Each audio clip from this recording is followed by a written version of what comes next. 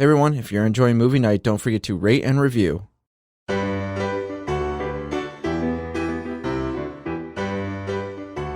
Seven Land Productions presents Movie Night, Season 2, Episode 1, The Wrong Decade.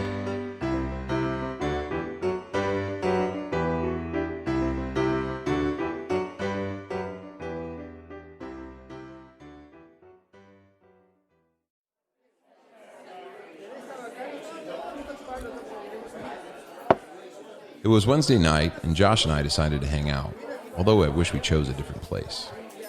I don't like sitting at the bar. Is there a booth open yet? Doesn't look like it. What's wrong with the bar? I don't like facing out when I'm talking to you. I mean, who likes sitting like this and having a conversation? Look at all the TVs. Sports bars are for sports. I don't like sports. We should have gone somewhere else. Like a brewery? Well, we are borderline hipsters. I think we crossed that border a long time ago. And you could just turn your body. And what? Rest my fucking hand on your leg? Lean in as you tell me a juicy secret? What, am I your fucking girlfriend? Then just turn your head. Stop being so neurotic. Turn my head the whole time and strain my neck? Then face out. This isn't the score. We're not planning a heist. We should be facing each other like normal human beings. You didn't want to because apparently that means we're dating. How do you manage to dissect the most mundane activities and turn them into some alternate form of societal understanding? Jesus. Someone do a crossword today? What? You always use long sentences and big words after you do a crossword. Oh. So? Yeah, I did one. Medium? Hard. So you're compensating for not being able to complete it. What makes you think I didn't complete it? The fact that it was hard. Well, it was. I can't believe you do crosswords. My grandpa doesn't even do them anymore. What does that mean? Crosswords are for old people? That's exactly what it means. What's next? Word searches, pinochle, bridge, canasta? This coming from the guy who hates any movie made after the year 2000. Not true. Nolan, Tarantino, and Fincher are all still hitting it out of the park. Hey, there you go. What? Baseball metaphor, I think. That doesn't mean I like sports. This isn't my scene. Let's just leave after this beer. Wait, we can't. Cooper is meeting us here. Fine, fuck. But we better find a booth soon. I'll be on the lookout. So, have you heard back from that job? Not yet. Did you submit both of those reviews? And a couple others. Did you proofread them? Daisy did. Ah, that's what she was grading the other day. I need this job, man. Something new. I can't keep doing numbers. How does one do numbers? All I do, day in, day out, is input lines and lines and lines of numbers. I zone out all the time. I thought the job was going to be so cool when I applied. Security firm? Hell yeah. You thought it was going to be hackers, and it turned out to be more like the internship. Basically. Although I never saw the internship. Yeah, me either. Still, seems like the simile works, or is that a metaphor? Hitting it out of the park was a metaphor, but I don't think that was. It was a comparison. Oh, so a simile. I don't know. Similes, metaphors, analogies. I can never remember the definitions or uses. And this is why you should stick to medium crosswords. What about you? I do Sudokus. Well, look at the bright side. Of doing Sudokus? No, of your job. At least you have one. I mean, it's a job. I kept it because I had to, but now I no longer need it. You mean want? What? You no longer want it. What did I say? Need? What other option is there? Well, I no longer want it then. But you need it. Well, yeah, I need a job. Hey, when you mentioned good directors, how come you didn't say the Coen brothers? They've had a few duds since 2000. Spielberg? Peak Spielberg was 80s, early 90s. Allen? Woody? Yeah, I thought you liked him. No. Woody Allen is very hit or miss. Hey, another baseball metaphor. Hit or miss? Isn't it? I think that can be applied to anything. But I think it was derived from baseball. Derived? You really think Allen is that bad? Woody? Yes, Woody. Yeah, he's hit or miss, so half the time he's not great. Hey, Cooper just walked in. How did he get a drink already? Hey, guys. How did you get a beer? I thought for sure I'd be paying. No, it was free when I walked in. They were handing him out? No, I walked by the bartender and I saw he was about to dump it. he poured the wrong one for a customer, so I was like, I'll drink it, and he gave it to me. Of course. And here I thought we missed our free one when we came in. They wouldn't just pass them out. You said you got one when you walked in. I did. But the way you worded it made it sound like you got one right when you walked in. I did. But you had to walk over to the bar and ask the bartender not to pour it out. Yeah. So he wasn't just handing them out to people. Well, he handed me this one. But not right when you walked in. Yeah, it was. Okay, I can't, Josh. You want to explain to him what I mean? Not really. Well, I'm finished. Can we go now? Go, I just got here. And I like these seats. We can see all the games. Brad doesn't like sitting at the bar because he likes facing who he's talking to. We could turn our stools to face each other. Cooper, the stools are round. Turning the stools does nothing. I mean us. We can turn and face each other. No, because that'll mean we're in a three-way. Right, Brad? Ew, fine. Why don't we just get a booth then? Oh, why didn't we think of that? Never mind, they're all taken. Oh, gosh darn it. If only we looked sooner. You mock him, but he did get a free beer. Meaning? Meaning I'm smart. Really? Hey, Coop, what's a metaphor? I don't know. What's a meta? What? How can I tell you what it's for if I don't know what it is? I'm leaving. See you guys Friday.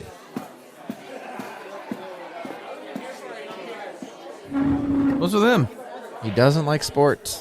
Why'd we come here? We should have hit up a brewery. I'll mention that to him next time.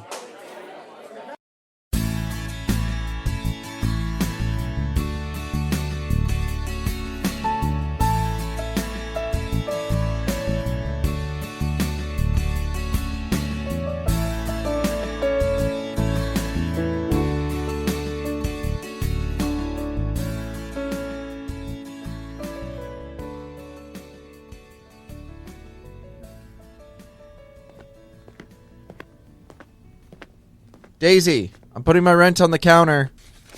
Don't do that. Everyone's gonna be here soon. So? So, don't leave money lying around. You think they'd steal it? Some of them, possibly? You don't think much of our friends, do you? Are you shocked? Okay. Brad or Cooper? What about them? You think one of them would steal something? It would be out of those two, yeah. You don't think Anderson is capable of stealing? Anderson is too nice. If someone bumps into him, he apologizes. That doesn't mean anything. Anytime they find a murderer, the first thing they do is interview the neighbors. And what do they always say? But he was so nice and quiet. I would never expect anything like this. How did we get to murder? I was making a point about extremely nice and quiet people. You think Anderson could kill someone? I don't know. Maybe. Okay. Rank the movie night crew. How? Most to least likely to commit murder. Are we talking revenge or just plain old psychopath? I'm talking Zodiac, Helter Skelter, tuck the penis in between the legs and dance to cue Lazarus type. I'll start least. Cooper's first, then Kelly, Brad, and finally Anderson. Wow, you really believe Anderson is capable of murder? I think he's hiding a lot, He's your friend. which makes it easier to judge him. How about you? My order? Yeah, quickly. Okay. Anderson, Kelly, Cooper, Brad. Really? Brad? I swear to God, if I don't get this fucking writing job and I'm forced to stay at this current hellhole, I'm going to blow up everyone in that building. I'm not even going to give two shits. Security firm, I know all the codes. Let's see them stop me. And you know what? I'm going to do it on a fucking Tuesday so everyone still has to work Monday that week. Bad day at work? Yeah, okay. I'd like to change my order. What are you guys talking about? You guys get Uber Eats? No. You were talking about me, weren't you? Paranoid much? Says the woman locking her door all the time now. Dangerous precedents, Brad. I'll be damned if Cooper sleeps in my bed again. I think I'm going to make a martini tonight. Are we watching Bond? No. A Woody Allen pick. What? What? I thought you didn't like him. I never said that. You said half his movies were bad. I said he was hit or miss. So? So the other half of his movies are good. Jesus. Which one? I'll describe it when everyone's here. You know there's always a preamble, Josh. Speaking of preambles, you still writing, Brad? Yeah, but not as much. I've already sent in samples and they haven't responded. It's still good to keep writing, Not if it doesn't lead anywhere. but you could apply other places. But my specialty is film reviews, and Film Strip covers old films, which is perfect for me. That's my favorite time period. Old? 40s to the 60s. Although if I really had to choose, I'd go strictly 40s. I was born in the wrong decade. Do you really wish you were alive at the time? Yeah, why not? I mean, World War II should be a deterrent. Come in. No, I locked it again. Really?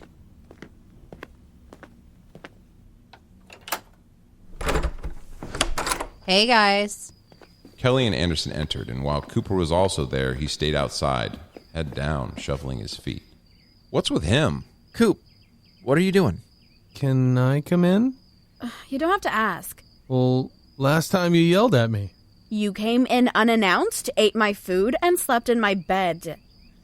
He pulled a Goldilocks. I'm literally holding the door open, Cooper. You can come in. Okay. The fact that you don't understand the difference is kind of unsettling.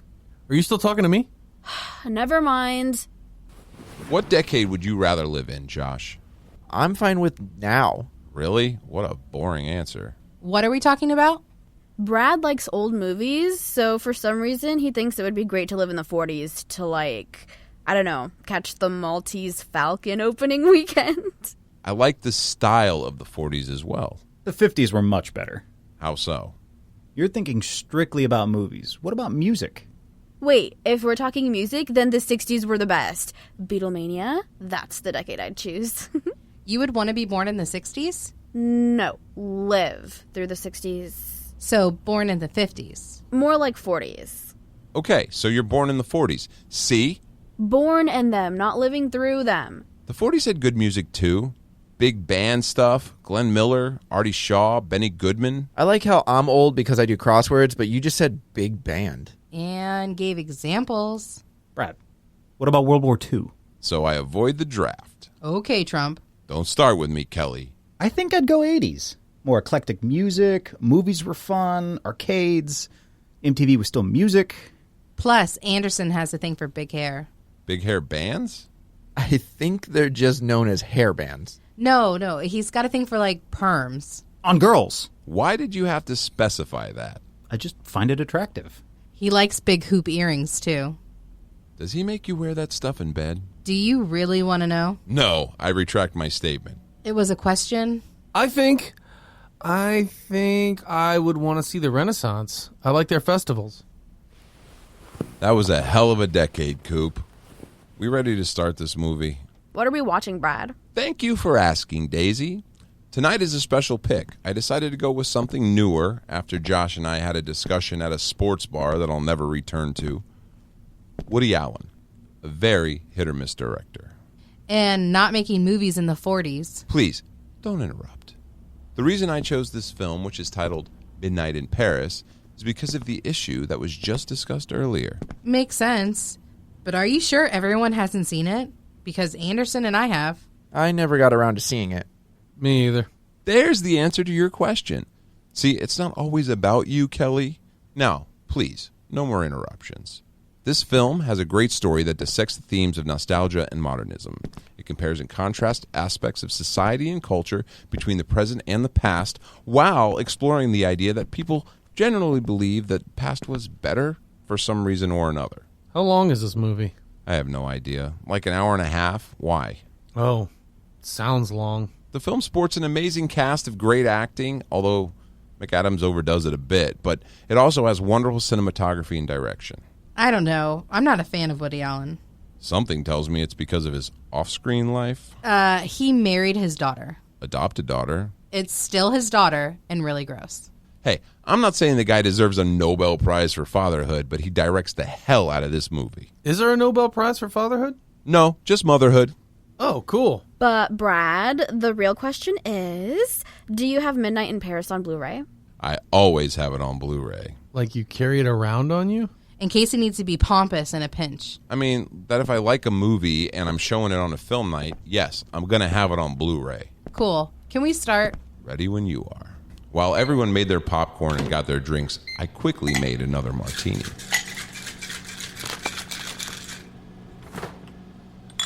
Daisy got the film set, and I jumped into my normal seat next to Cooper. You know Woody Allen has been accused of sexual assault. Hey, I bought this movie before Me Too, okay?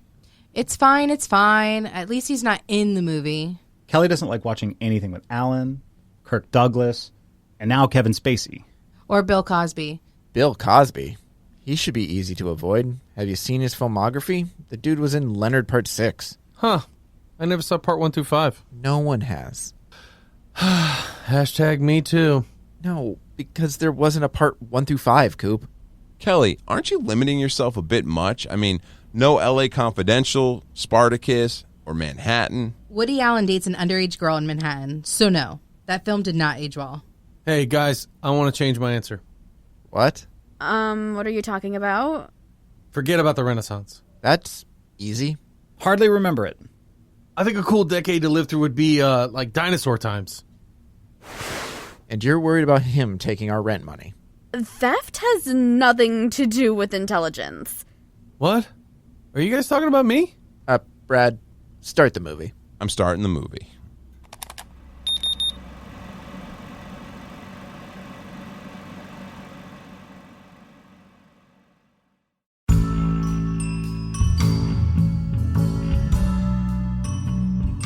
Movie Night. Written and edited by Robert M. Lamb. Starring Robert M. Lamb as Josh, Catabel as Daisy, Brian Messick as Brad, Jack Austin as Cooper, Hope Ennis as Kelly, Nick Engelhardt as Anderson. Co-starring Christina Lewis. Music provided by Kevin MacLeod of Incompetech.com. If you enjoy this podcast, don't forget to rate and review. Follow us on Instagram and Twitter at 7lamb Podcast. Visit www.7lamb.com to find more audio dramas such as this one.